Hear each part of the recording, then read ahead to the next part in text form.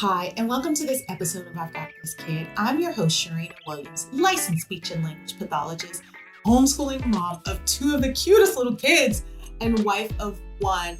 I am here to answer all your speech, language, play, developmental questions, and everything else that falls in between. Welcome to this episode. We have a fun show lined up for you guys today. And as always, it's an honor and a privilege to be here. So, you guys, if you have not done so, if you have not taken the time, please rate us. Remember, this show is for you guys. It's to tool you world changers up. And I want to make sure I'm doing what I'm supposed to be doing. And if I'm on the right track, and if there's something that you guys feel that I should be including, that I should be answering, that I should be tailoring to fit you guys' needs, please don't hesitate to ask, to let me know. You can always do that at questions@I'veGotThisKid.com, or you can go to whatever your favorite podcast station is and rate us. Also, it's so exciting. It's just exciting and wonderful. Today, the big reveal. You can get a copy of my free ebook, Maintaining a Healthy You. All you got to do, click on the show notes at the end of the show, get yourself a free copy, check it out. It is a nice little quick read for new parents, new moms, new dads who are really just trying to keep it together, to figure out what are some things that they can do to maintain a healthier lifestyle as this big adjustment takes place in life. And I've been there before, so I know what it was like. And so I wanted to give you guys some practical tips that worked for me and some wisdom that I learned along the years. And so again, it's a nice little quick read for you guys to tool you up in a very special way, because again, we can't be healthy for anybody else unless we're good to ourselves. And so let's make sure that we're trying to maintain that. And finally, we have a lot of amazing things lined up. My team and I, we've been working hard, putting together webinars, just getting stuff together to take things to the next level. And also for me to be more interactive with you and to have a special space with you. And so the first webinar series will be coming out probably early January. There'll be more buzz about it.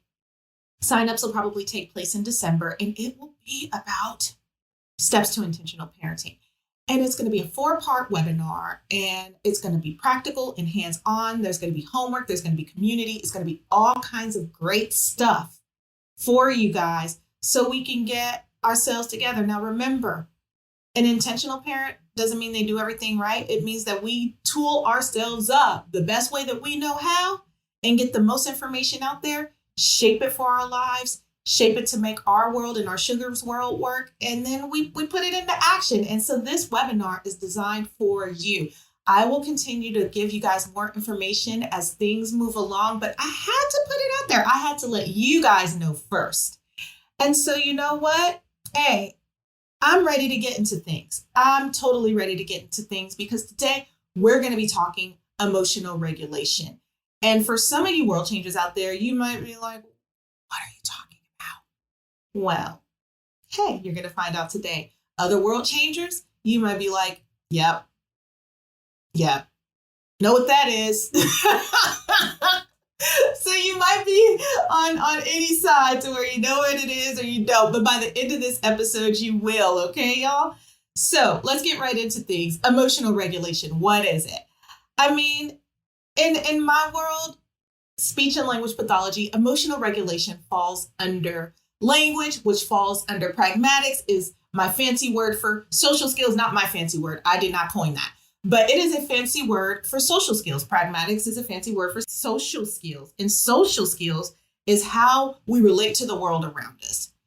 And so with emotional regulation, it's like our ability to cope with the unexpected. Life brings us unexpected events, unexpected circumstances, unexpected things every single day.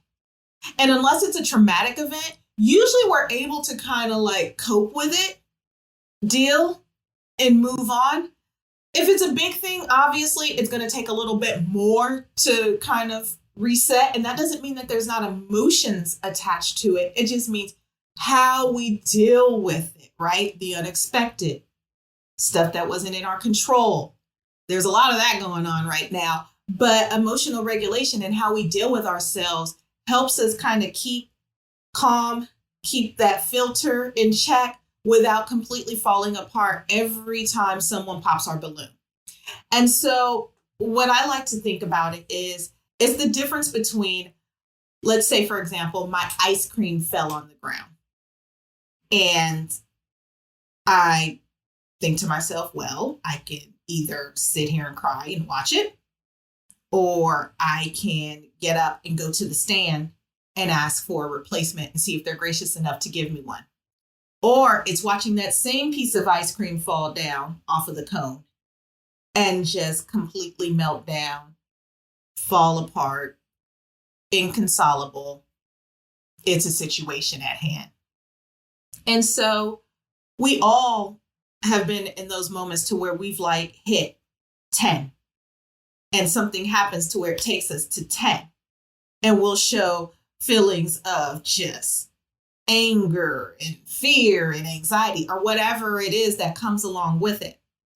And so what happens with people who have difficulties, our little sugars in particular, because we're gonna take it from here and bring it down here back to our sugars, is that what happens is they can't quite get control. They may become inconsolable. They may become labile. They may become mad, angry, throwing things, tantruming, all of those things. Much different than, a little sugar who's pushing the limits.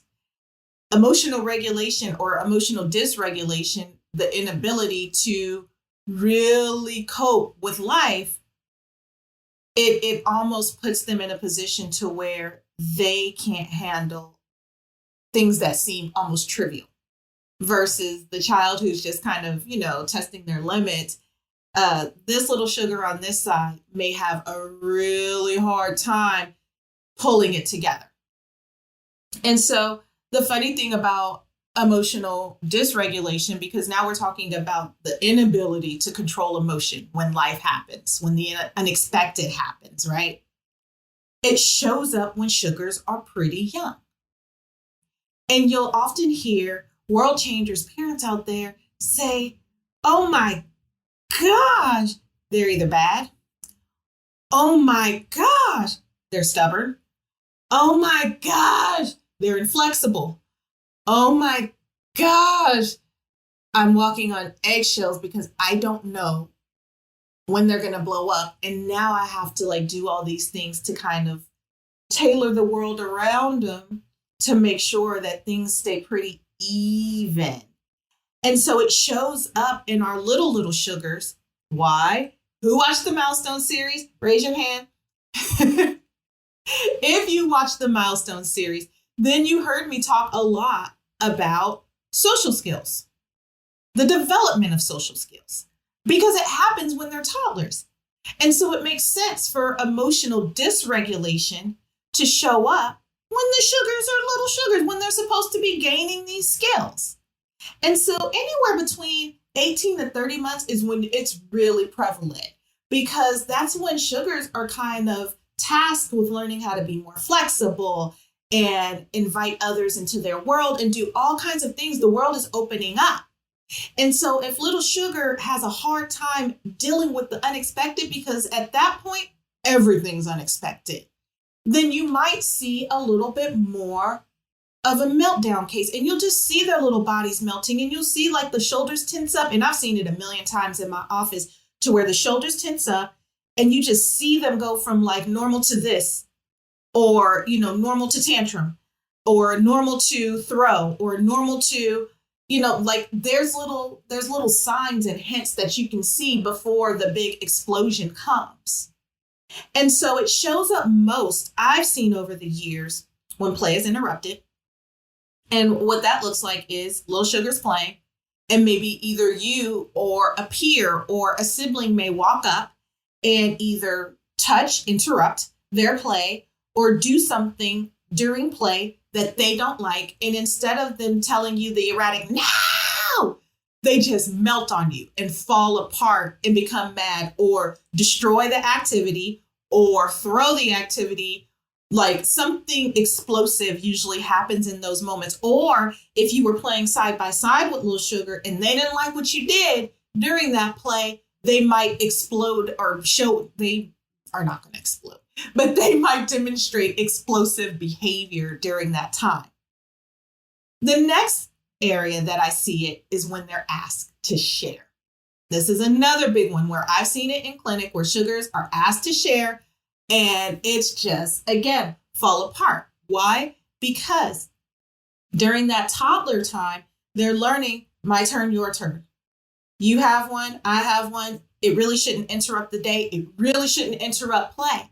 But when there's emotional dysregulation on the scene, and it's real emotional dysregulation, like not them never really having the ability to learn how to share, or, they just kind of like stuff their way. Like you can kind of distinguish the difference, especially if there's other kids around or you've been around other kids. You can see the difference there to where it's inflexible. Like there's no way that they're going to share with you, and you got to do a lot of coercion, and it usually doesn't work, but you try your hardest, and that's what it is. And that's what it looks like during that age.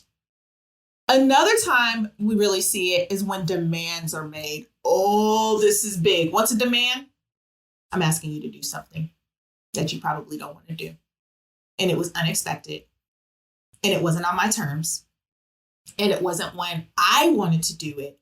And so you've made this demand on me. So I'm either going to melt down on you or refuse or fall apart or do something explosive. And I like to use that word explosive because if you think about an explosion, it comes out of nowhere.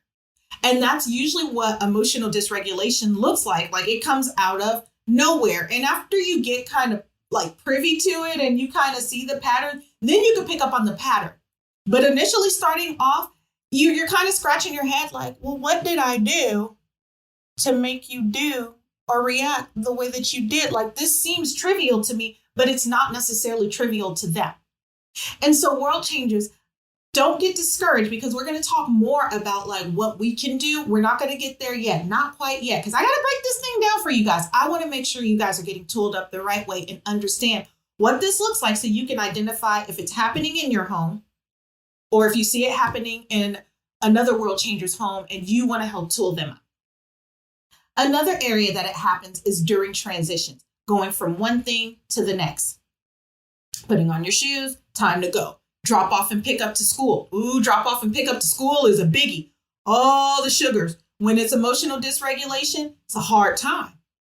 Wrapping my mind around leaving my mommy and daddy and all those amazing things at home and going to school where I have to have nothing but demands made on me. Oh, I don't want to do it. And so you might see them fall apart a little bit during these times. I've even heard of little sugars up to 6 weeks, just meltdown mania. Every time it was drop off and pick up because it took them time to get used to, I have to go from this to this. It's going to be unexpected, but it just takes time. And it depends on the level of severity, right?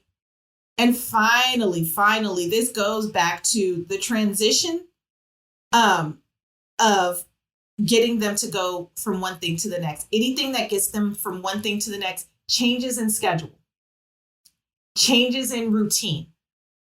That's a transition in and of itself, but like those changes and stuff to where maybe I got up at 6 a.m. this day and then it was 8 a.m. and it wasn't the same, or, maybe I have a new classroom teacher and things are much different.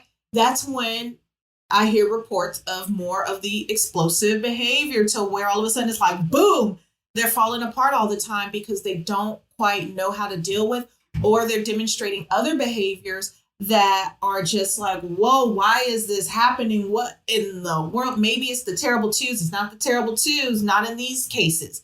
But I want us to all see and know and relate to, like, is this happening with me or somebody I know?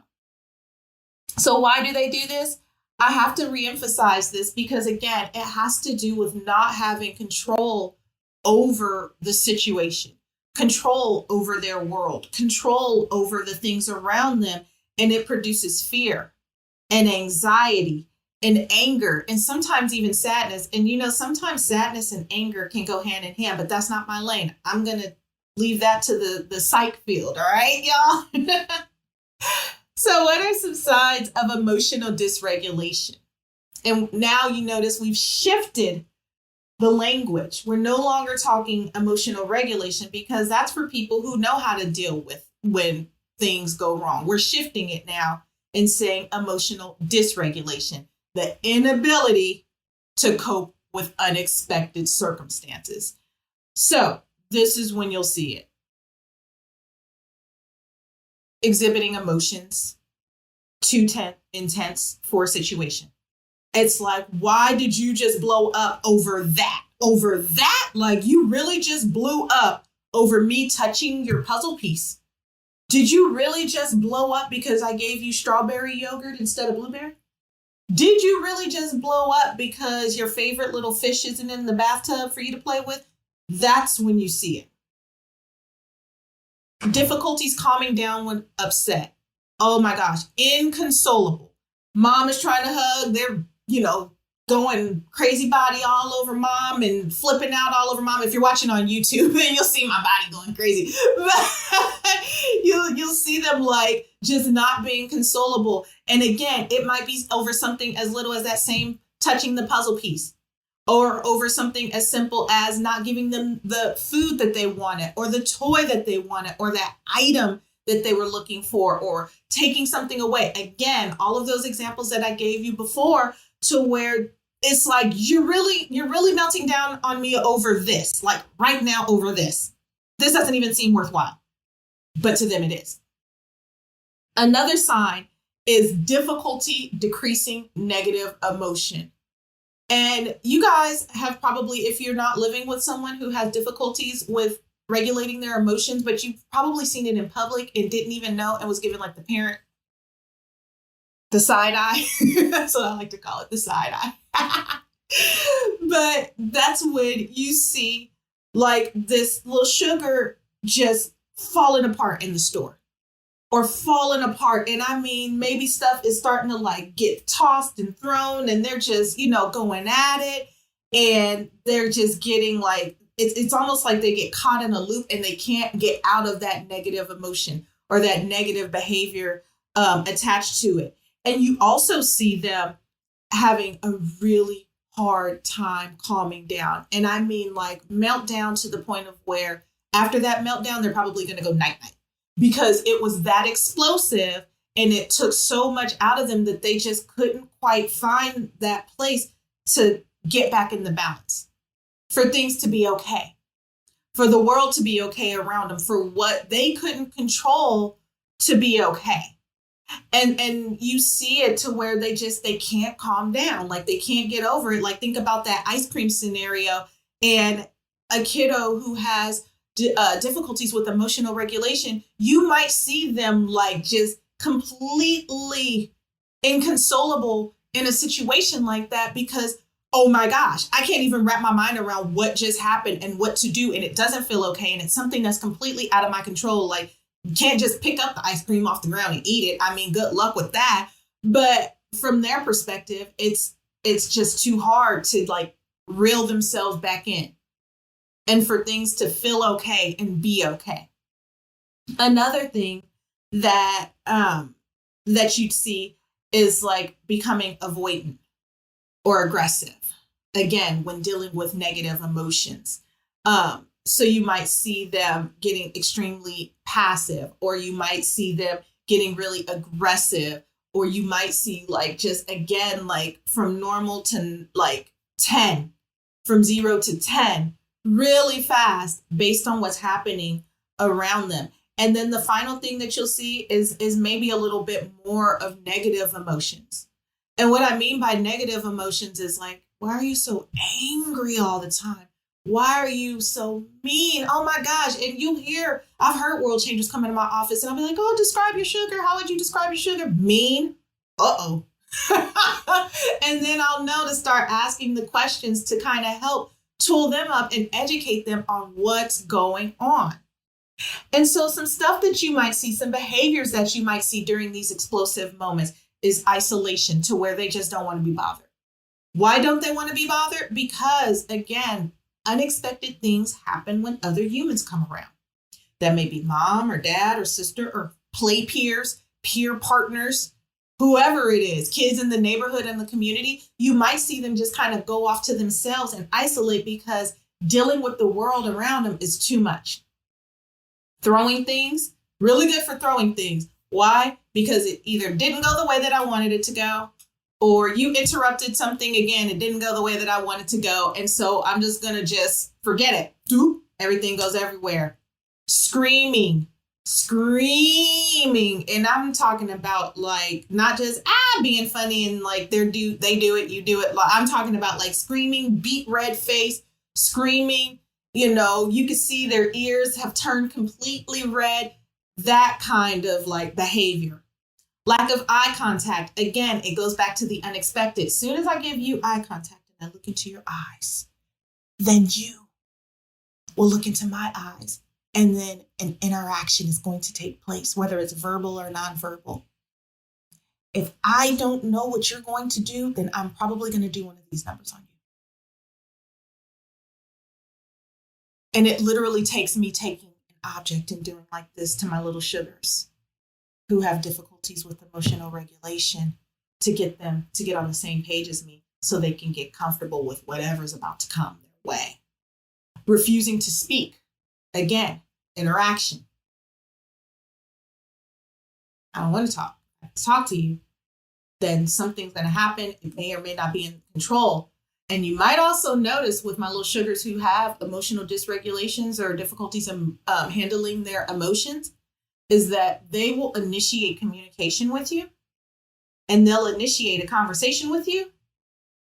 But if you try to initiate with them and that just simply means come to them, they're going to be like, ignore.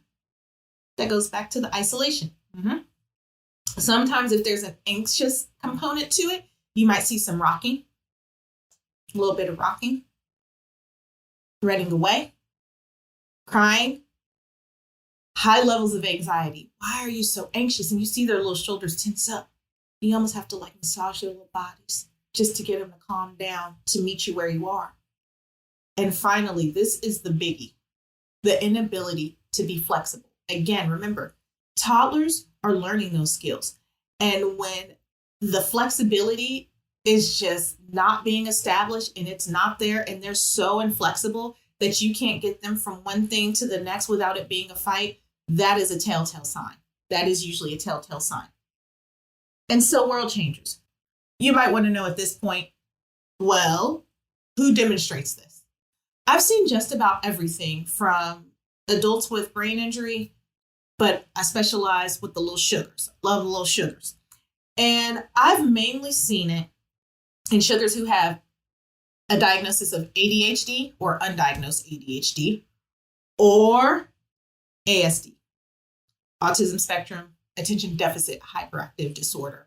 But it can also occur in sugars who have bipolar disorder, who have borderline personality disorder, who have complex traumatic stress disorder, and also with fetal alcohol syndrome.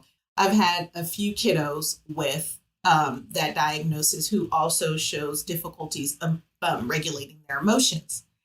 And why is this so important, world changers? You might be asking, why are you giving us this information? Because I'm here to answer everything speech, language, play, development, and all the other stuff that falls in between. But besides that, it's important because a lot of times emotional dysregulation is not really diagnosed or seen or recognized until much later. This is the truth. And what happens to our world changers out there, to our parents who are struggling in these situations, it really hinders and impacts the bonding. Yes, it does. As little and cute and as yummy as our toddlers smell when they're little, they're just so cute. But what can happen is if there's explosive behavior from sun up to sundown, then it becomes really difficult having that bonding experience, that true bonding experience with our sugar. And then it gets in the way of our ability learning them in a way to where we can push them to purpose and we can change the trajectory. And so this is why you guys are getting educated on this. So we can recalibrate our thinking and then we can advocate for their needs. It's so crucial. It's so crucial. Again, I'm going to say that again. It is important for us to recognize and understand this stuff so we can become educated, recalibrate our thinking, and then advocate on their behalf to get the stuff that we need to help tool ourselves up and then tool them up and get them together and help as much as we can. But the early signs are there.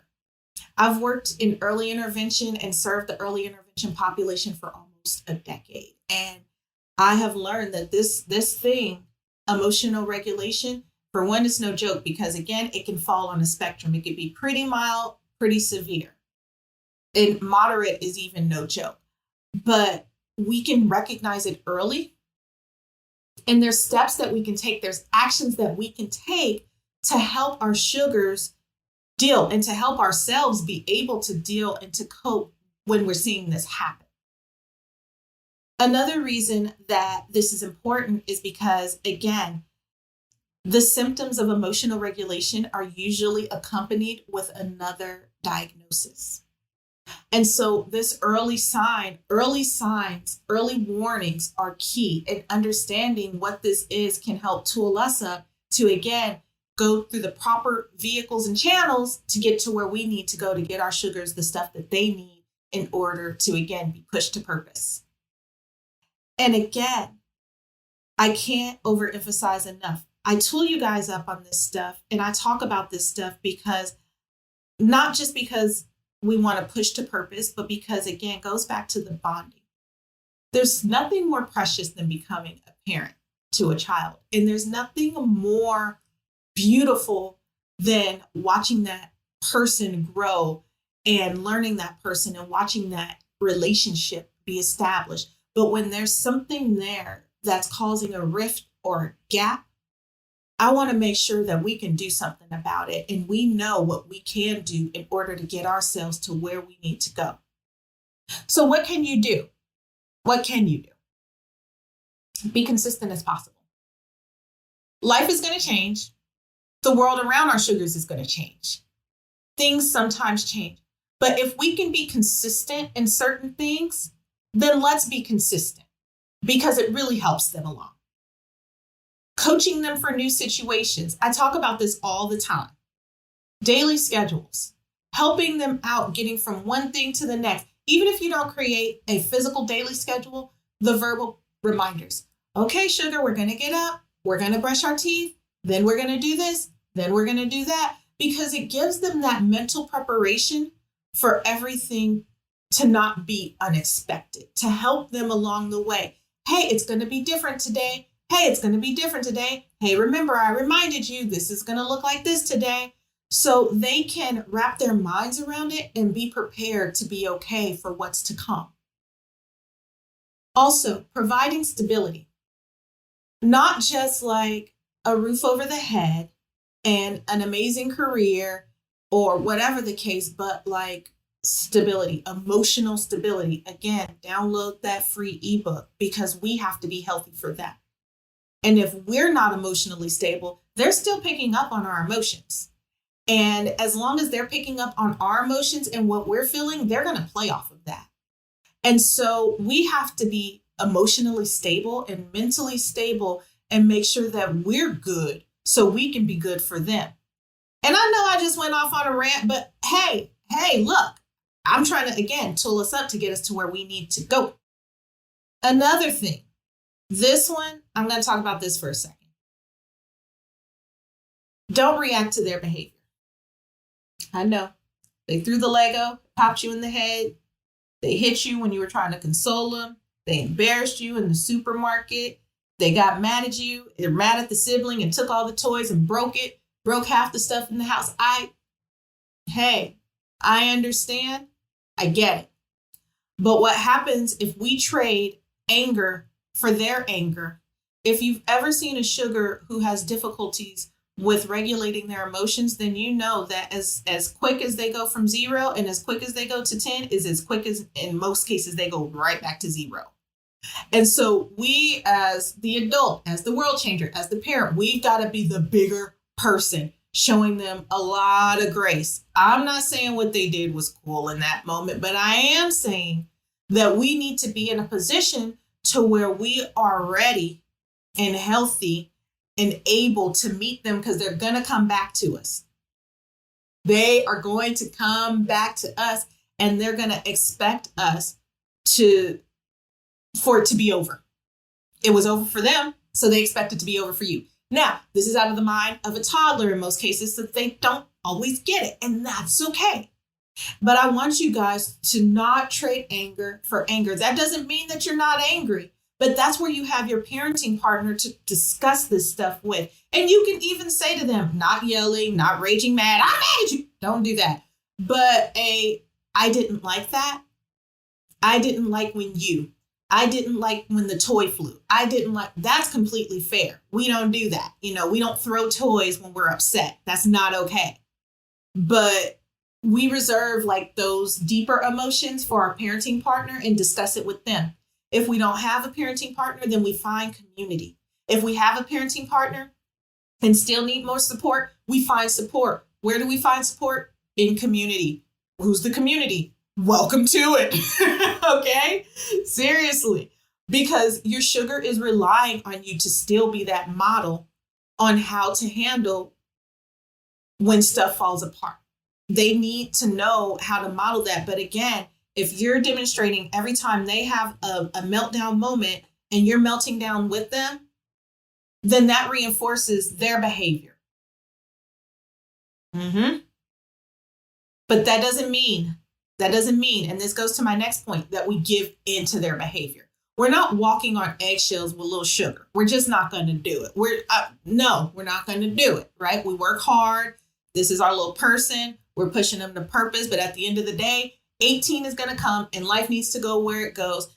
And we're not going to spend 18 years giving in to little sugar, because we still need to establish boundaries. We still need to create foundation. If anything, we need to create a space to where we're saying, hey, I understand you just had this meltdown, but this is how we're going to handle this in the future. And we keep reinforcing. And we keep reinforcing. And we keep reinforcing. We get support and we keep reinforcing. We also don't shy away from their behavior. We're not going to shy away from it. We're not, again, this is the eggshell mentality. We're not shying away. Life doesn't offer the unexpected. If we haven't learned anything else in 2020, is that life does not hand on a plate the unexpected. And so for sugars who have difficulties regulating their emotion, guess what they need? More opportunity. They need more time. They need more of these transactions to learn how to deal with it. It always goes back to my worst subject in school analogy. Like, whatever your worst subject in school is, guess what you have to do? Work harder, get a tutor, get some help, get some support. Same thing for them. They need more opportunity. They need tools. They need you. They need stuff to help them get to where they need to go. And finally, the only way, again, to overcome is through practice. Doing the same thing again and again and again and again. But you also being stable in how you react to their emotions, no matter what it is. So whether that is coercing them through when something goes wrong, or if they threw half the toys in the house, then maybe we don't give them access to all the toys and we have them clean it up every time once they've calmed down. Or we give them the words, or we give them whatever it is that they need. We tool them up. We get them to where they need to go. And finally, get community, get support, find community, find support. Find somebody who's been through this before. Find somebody who has a few years experience on you. And that way, their experience, you can learn what worked for them, what didn't, to at least know that, hey, somebody else went through this and you're not alone. So that way, when you get a few years in, you can go and be that help for somebody else who was in your same position, right? Reach one, teach one. And so, world changers, that's all we have for today. I had an amazing time talking emotional regulation. And I know that it is a heavy topic, but again, that's what we're here for. We're here to talk about those taboo subjects, those heavy topics, those theories and those myths. Let's debunk those and get down to the real of what's going on. We got to keep getting tooled up so we can be the best us that we could be for our little sugars. If you have any questions about this podcast or any past podcast episodes, send in your questions to questions@I'veGotThisKid.com. Also, don't forget the free ebook right in the link. Go ahead, click on it, get it, enjoy it. Tell me how you like it. Tell me what I should have added to it. I'm here for you, y'all. And next week, we will be talking sensory processing disorder. And we're going to get into the nitty gritty. It's going to be a lot like today, to where we're just going to get into it. And it's going to be an amazing time, as always. Continue to share. We're not a secret. The stuff that we do is for everyone. So continue to share it. Like, subscribe. And until the next time world changes, take care.